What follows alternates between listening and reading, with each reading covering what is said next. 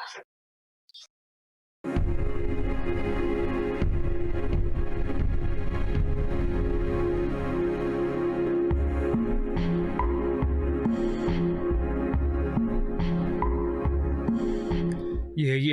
What's up, everybody? It is your boy, Doggie Diamonds. This is Doggie Diamonds TV. You already know what I do here.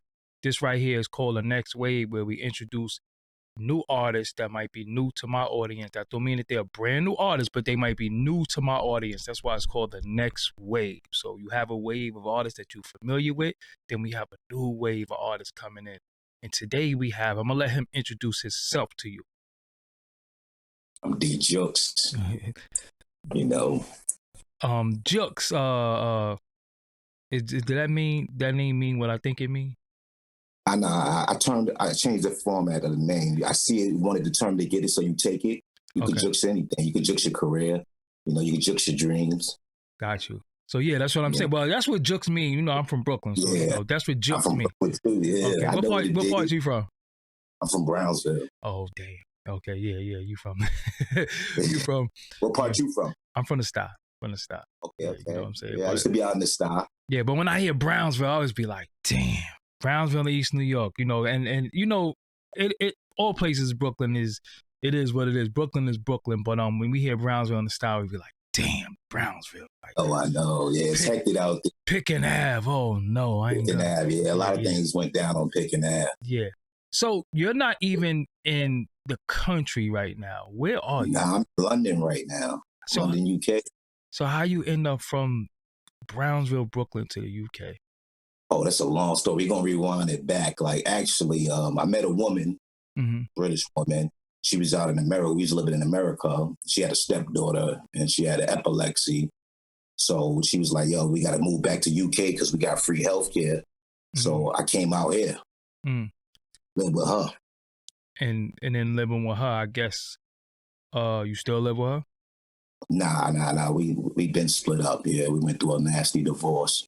Oh, so you got married? You actually married the woman? Yeah, I got married. Yeah, I had to get married to stay here too, so they wouldn't let me stay. Wow, so that's what I wanted to ask you. What made you stay? Why didn't you just come back? Nah, because I liked the people here. You know, the music scene was good. The business is definitely good. You know, it's good for business out here. You know, and I'm different. You know, in America, I'll be the same. Out here, I'm American in the English town, so it's all different for them. And, you know, there's a lot of business. The business comes faster, and the people appreciate the music more out here. So I realized you didn't adapt their dialect or their accent or anything. How long you been there? Oh, I've been here about 7 years now. Back and forth. I was back and forth. Man, because I know people who moved down south for like 2 years and they got this whole accent. Like, so how do you stay away from ending up developing the accent? How do you avoid it? Talking to Americans like you. Okay, yeah, because I'm like, yo. My boys is from back home, so we always on FaceTime, you know. And I traveled back and forth. When I was able to fly, I traveled back from here to New York all the time. Got you. So, how long is that flight? About 5 hours and a half, 6 hours, something like that. 5 hours? Yeah, it's long. It's a long, stressful fight. I thought it would have been only five hours from America to the UK. 6 hours, about 6 hours, right? 6 hours, yeah, 6 hours, 6 hours. Yeah. That's it. I thought it would be longer than that. Nah, it's not. Nah, it's wow, not so that's like going to Cali. Yeah, it's about like going to Cali. So what it is, you go the other way instead of going toward the Pacific. You go the other way. The other way, yeah, definitely. Oh, you know what? I'm always thinking it's like 10 hours or something like that. I thought it was long. That's not that long. So I gotta hit the UK. I'm thinking it's all long. That's why I never been there, bro. For real. That's how man, you gotta come out here, man. It's different. That's why I never came out there. I was like, yo, I'm not going 10, 12 hours. Okay, so the most is she just pulled it up about 8 hours on the flight. That still ain't too bad, but yeah, it's still a long It's worth it though when you come out here, man. Yeah. So to the people out there, describe what the scene is like, because I've heard of different genres out there. I heard of like grind, dubstep, and all that. So what is it? Yeah, what is it out there? What is grime? They big on their grime out here. It's like a fast pace. They rhyme in fast pace on the beat. Mm-hmm. They got a lot of grime, and they go there and they clash a lot. They freestyle battle each other, but they call it clashing here. Mm-hmm. They clash with each other, you know, dissing each other. But yeah, it's a good scene though. I like the scene here. You know, it's different type of music. But they got the hip hop scene too, besides the grime out here. So the sound that Pop Smoke adapted, the music, I'm talking about not his rap style, the beat. What is that called? That would be more like, ain't that like drill? Ain't that like drill music? UK like got drill? I didn't. Yeah, I wouldn't know. UK got drill music. Yeah, definitely. See, I wouldn't know that. Yeah, see, I wouldn't know that. They got a whole drill wave going on out here. I think actually the drill wave is actually more popular than the grime wave right now. Yeah, because drill is just popular all around the board, all around the world. So you got, how many projects you got out there? You got a few projects out, right? Oh yeah. Well, music wise. Yeah. Mm-hmm. Oh yeah. I got. Oh man, I probably got like 10 albums. I did. Wow. I did 10 hours. Yeah, 10 albums I got. A lot of mixtapes. So they're all on the streaming platforms right now? Yeah, I had them on that Piff. I had some on that Piff. What was the other site? It was another mixtape site out online. Yeah, I'm gonna think about it in a minute. It was that Piff. They had one called That Crack at one point. They had a lot of different. They had a lot. Yeah, a lot of different. Definitely on there. But that Piff stood the test of time. So you also got some acting under your belt. Tell the people about that. Oh yeah. Well, I worked on something while I was in New York called New York City Trafficking. Mm-hmm. I didn't get to finish it up because I went back here, but I went out here and did my own TV show called Only in Bristol. I shot a show. We went viral with that show. It was like in every newspaper in the country. Mm-hmm. Yeah, so that did good for me. And you also have what's the relationship with Stevo like now? What's the backstory with you and Steve? Oh, with Stevo, I could bring it back. I met Stevo through my boy Kev at G Unit. Kev used to work for G Unit. Shout out to Kev. I remember Kev. Yep. Yeah, my Kev boy had Kev, all the girls. He did have all the girls. Don't get him in trouble though. No, I mean like that. I'm talking about he had, I don't know if he had a modeling agency, but he had. Yeah, he definitely had all the models. All the models used to come through for the G Unit castings, and they'll cast the models. Yeah. I met him. We met him. He wanted to go to a club one time. They called us up. He needed protection. Mm-hmm. So me, Kev, my boys, we went out there to protect them in the club. Actually, that day, some Bloods came looking for him. It was funny. They came looking for him. They wanted to sort him for some money, but we like, we ain't having for that. What? For what? I don't know. Some Bloods came looking for him. They was in the club. We was in the club in Manhattan. It was like 4 or 5 guys came talk about, he not leaving the club unless he give us some money. But of course, we wasn't having that. We said, we leaving the club. We got him out the club. We left, took him to G Unit office. That day we was in G Unit. I played him some beats, and he was listening to beats like, yo, dude, this sounds sick, dude. I'm like, yeah, you like that? He's like, yeah, I want to rap. I'm like, you want to rap? He's like, yeah, I want to rap. So that was on a Friday. By Monday, I was out there living with him in Hollywood. So let the people know that you're talking about Stevo from Jackass. Like, don't get Stevo from Jackass. Okay, yeah. Crazy Jackass. Yeah. Who did the one jumping and shit. Yeah, who did the wildest? He did some of the wildest stuff I ever seen in my life. Anyway, yeah. I know. Imagine living with him. So he's like that all the time, like, or is all that? The time. Yo, it's been crazy living with him. I mean, like he'll keep you up like 3 a.m. playing music, yelling, screaming, breaking stuff in his own house, glass. He was a nutcase at that time, but at that time he was under the influence. So he was high all the time. So that's what made him a little bit more crazy when he was just go off the rail because he high. Got you. So you did music with him. Where's the music at? Well, we produced that. We were signed to Universal Records. Sylvia Rome's actually signed us. She gave us a deal. I executive produced the album. What happened was we finished up the album, and he went to rehab. Mm. He went to rehab. Johnny Knoxville came in. They said, it's enough is enough. You need to go to rehab. And yeah, the album didn't come out because he went to rehab. And then a couple months later, they dropped the movie, Steve, what is it called? The Jackass 3D movie. They dropped that. And actually, Johnny Knoxville, he took a shot at the album on there. I think Johnny Knoxville, he used to say, Steve-O used to tell me Johnny Knoxville and was jealous of him rapping because I think it was going to make him his own entity without Jackass. So they wanted to shut that down completely. But it was a good experience, doing the album. And, it was good. I just think it should have came out. I was disappointed that I put so long living with him, damn near a year and a half, and putting a lot of work, studio time, and it didn't come out. So where's the material at now? Where's the album? Well, he put it on YouTube. It's on YouTube right now. He put snippets. He didn't put the album out. I talked to him about putting it out. He's saying that we don't own the rights to it, so we can't put it out. But it's on YouTube. We put snippets on YouTube of the videos we did. So who owns the album? Universal? Universal Records. So you don't, but you have pub on it, all right? Yeah, I got all my published on it. Yeah, I wrote a lot of the songs on there, the hooks in there. I wrote a lot of the hooks. Yeah, I did a lot for the whole album. We had MOP on there. Wow. We had Coogee Rap on the album. Whoa. We had Be Real on the album. Whoa. We had some heavy hitters on the album.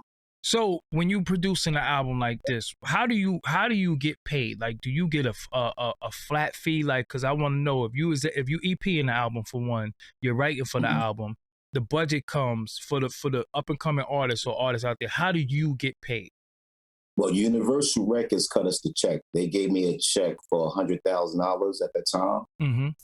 And that was just a one-off fee to produce the album for them. So that's how I got paid as an executive producer. They just paid me a one-off fee. Okay.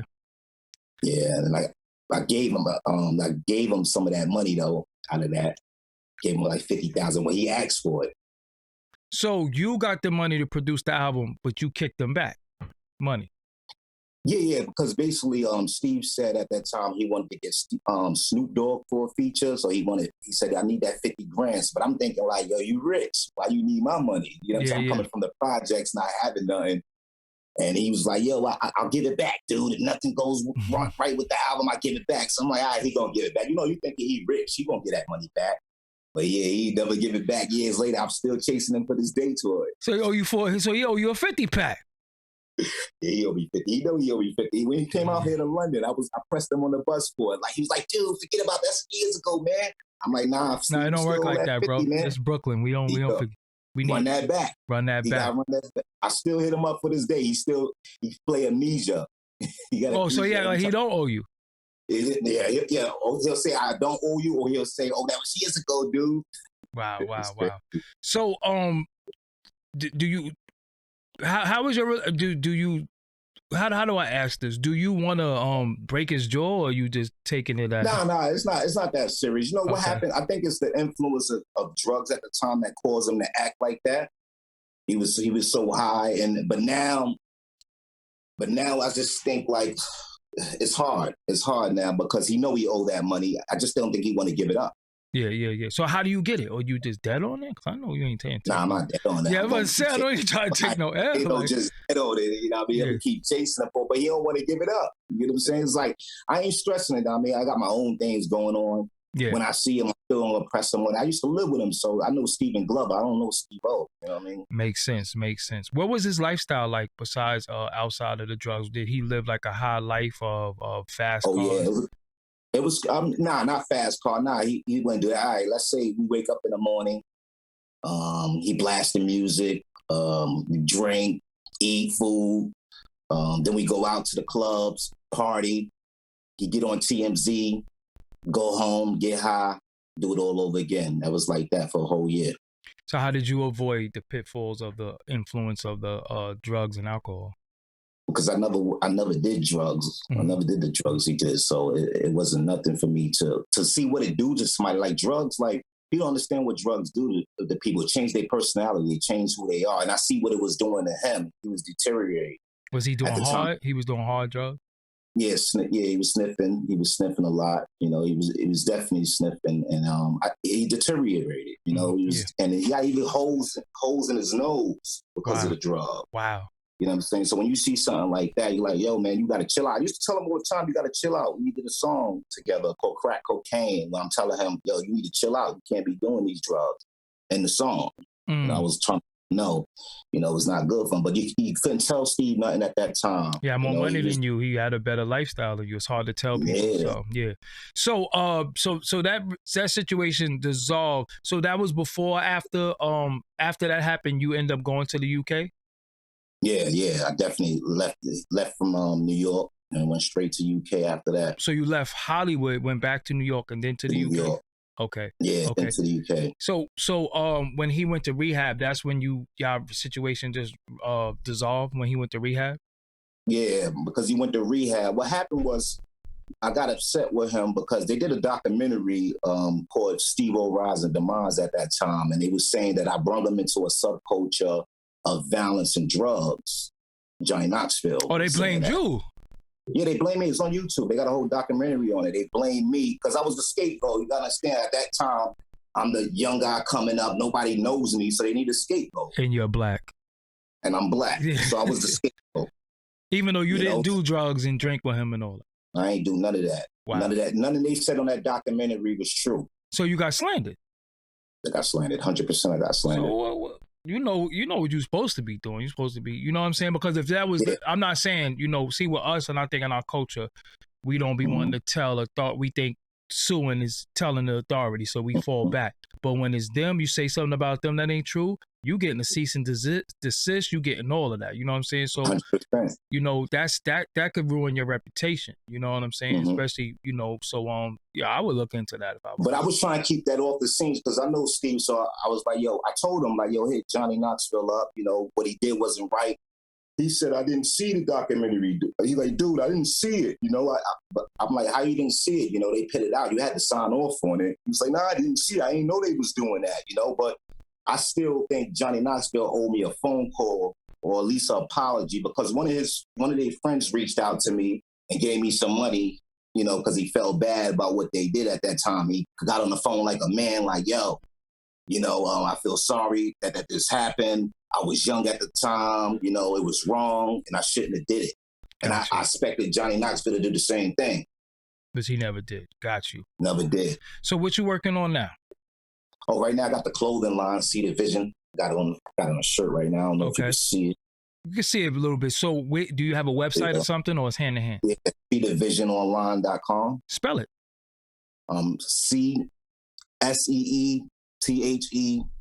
Vision VISION online.com. Okay, so SeeTheVisionOnline.com. And what kind of pieces do you have on there? Well, right now we just got the zip-up shirts. I got jackets. I got hoodies. I'm working on the sneakers now, and I'm working on some jeans. Got you. Where's your videos at? Do you have a specific YouTube or are they scattered?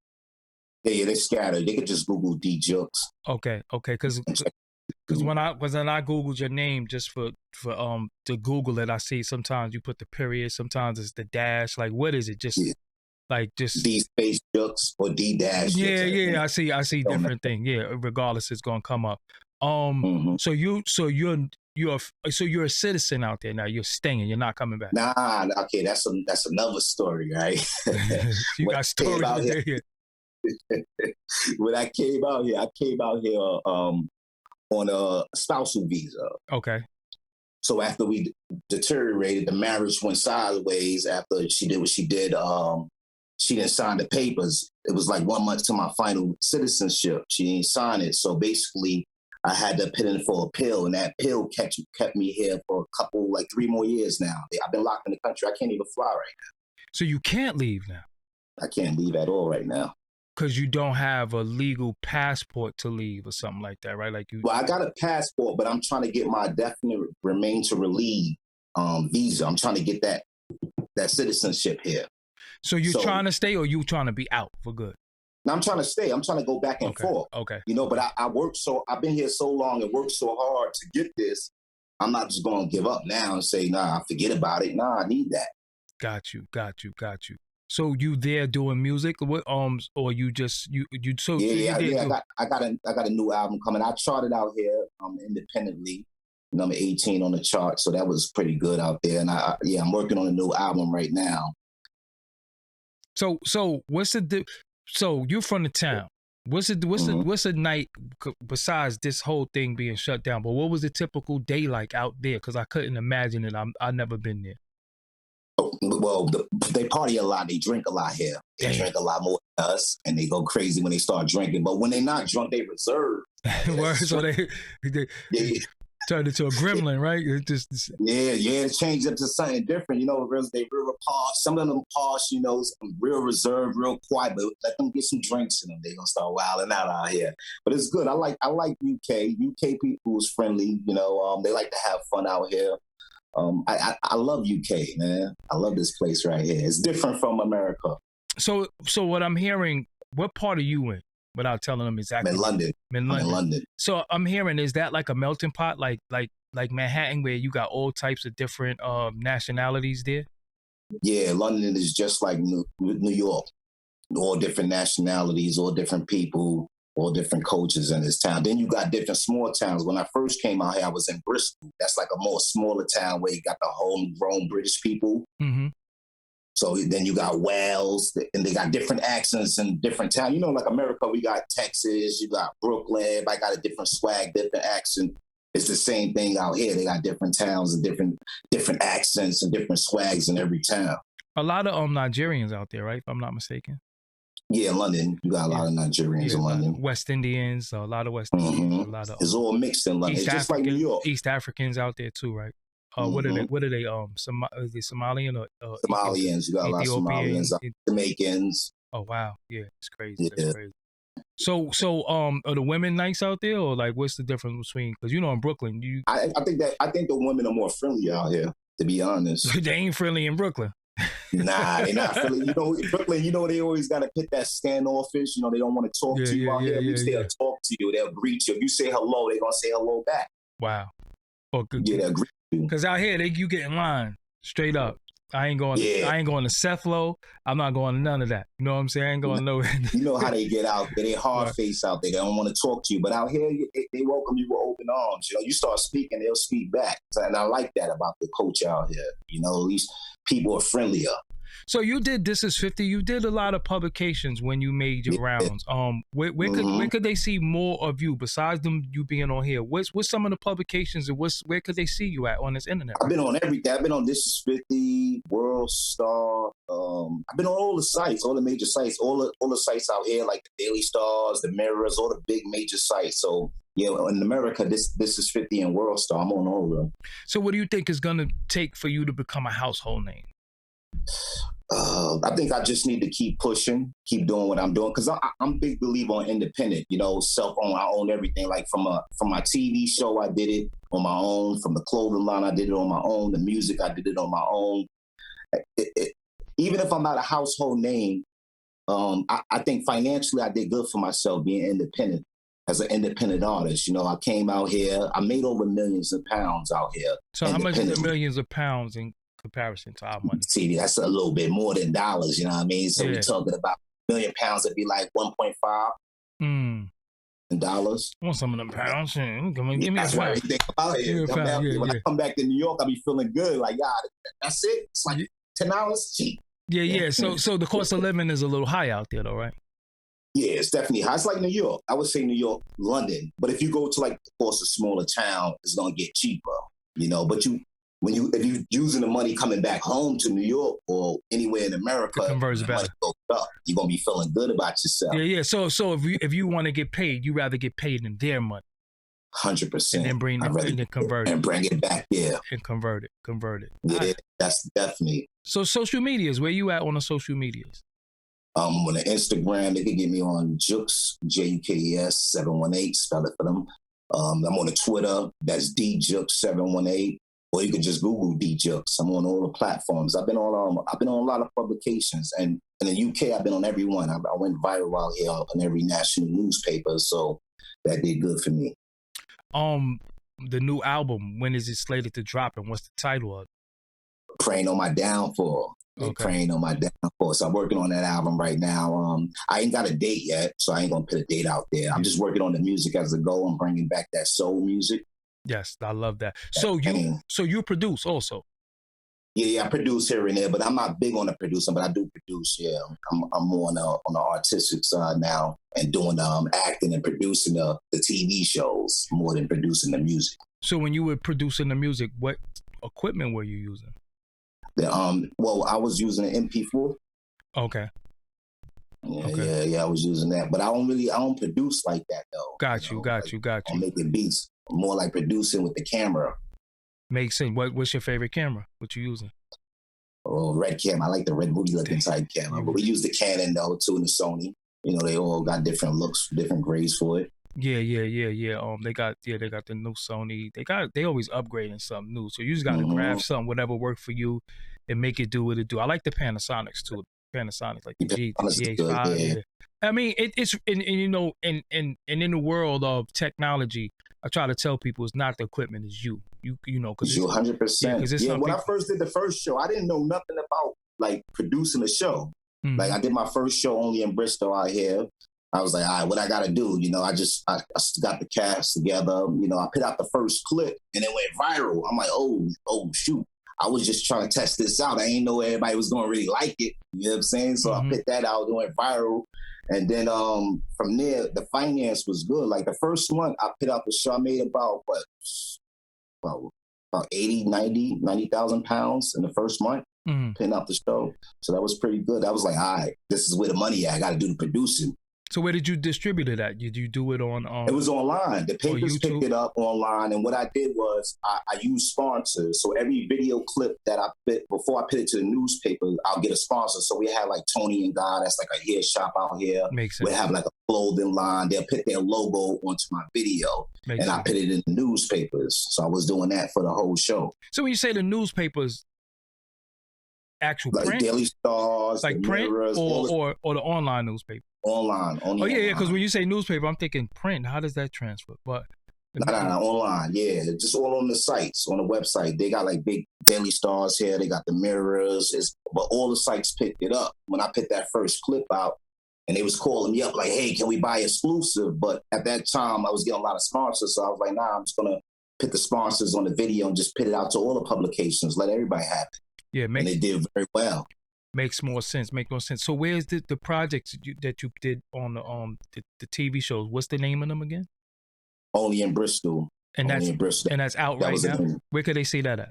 Yeah, well, they could Google that. Only you can type D.Jukes Only in Bristol. It'll pop right up. I had it on the streaming site because I used to own a streaming site before, but I took down the streaming site because we had bugs in it. But yeah, I'm rebringing that back for my new TV show called Opposites Attract about relationships. So I have the streaming site back up. Streaming site, how costly is that?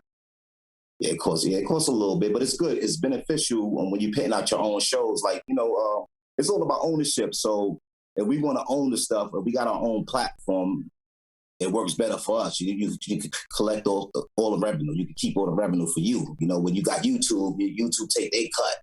But if you got your own streamers, you keep 100% of that. That's yours. Yeah, because with YouTube, a lot of people don't know if you in the MCN. So YouTube take their cut, then the MCN take their cut, then you get a cut. Well, YouTube take their cut. Then they give the rest, you and the MCN split. So it's getting bust down 3 ways. You got to really. So it's 3 different people cutting into the money. So if you just do straight up AdSense, it's you and YouTube. The disadvantage of that is that your video protection is a little harder. People can steal your content and take your stuff and put it on there. So when you get into an MCN, which is a media content network, you do a split with them over the leftover percentage after YouTube take their split. So you could get like me, I got a 85-15. I'm about to go for a 90-10. You know what I'm saying, with this MCN that I'm with. But you get a lot of protection. When people take your videos, you ain't got to email YouTube. You just hit your MCN, pow, that video coming right down. Or if you take my video and it blow up on your channel, I can monetize your channel, that video. Oh, that's good though. Yeah, so you can do that with YouTube as well. But with AdSense, rather, which is Google, which is YouTube, all the same company.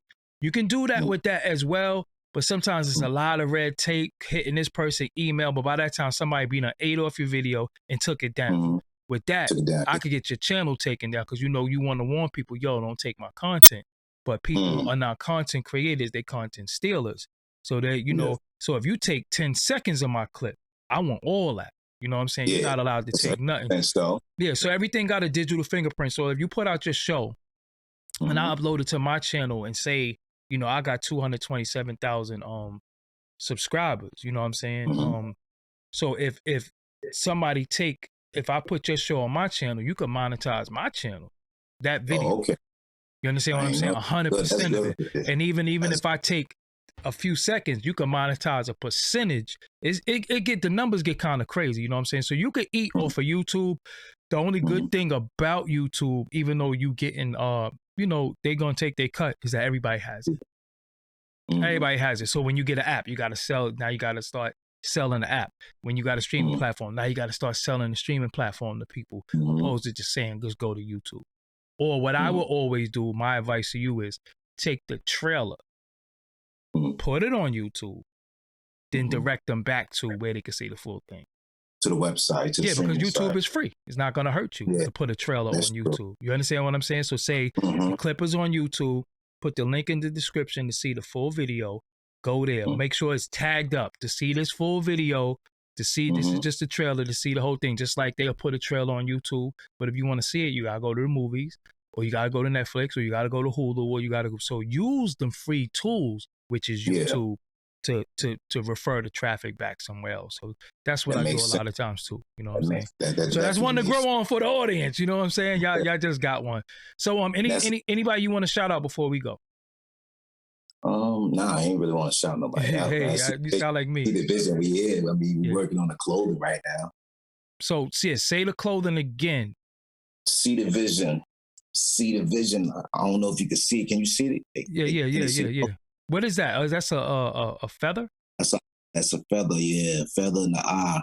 Oh, I'm keeping, you know, I did this because basically my mom's passed away last year, you know, and she raised foster kids throughout her lifetime, about at least 15 to foster kids throughout her lifetime. So I'm trying to keep the legacy going with her, you know, with the kids. So we also help our kids. We help our kids that's less fortunate. We also clothe kids with the C Division clothing. And I'm doing a school tour when I go around the schools and preach about vision and business, and every business started with a vision. So that's working out well right now. That's what we're doing with C Division. Makes sense. All right, so I want to thank you for joining me. Give them the for having me on, you know. Give them the social medias one more time before we go. Okay, with Instagram, that's Jukes718. If you're illiterate, it's JUKES 718. The Twitter's D.Jukes718. Facebook is D.Jukes, or you can just Google D.Jukes. I'm everywhere. All right, sound good. So D.Jukes, I thank you for joining me. I will build with you later on, and make sure you send me the URLs, so in the description of the video I could put the website to the clothing line. All right, for sure. I appreciate that, Doggie Diamonds. All right, peace, y'all. All right, you be safe. Yeah, so be a part of the next wave, then hit me up at info@doggiediamondstv.com. That's right, email info@doggiediamondstv.com. Let's see if you got what it takes.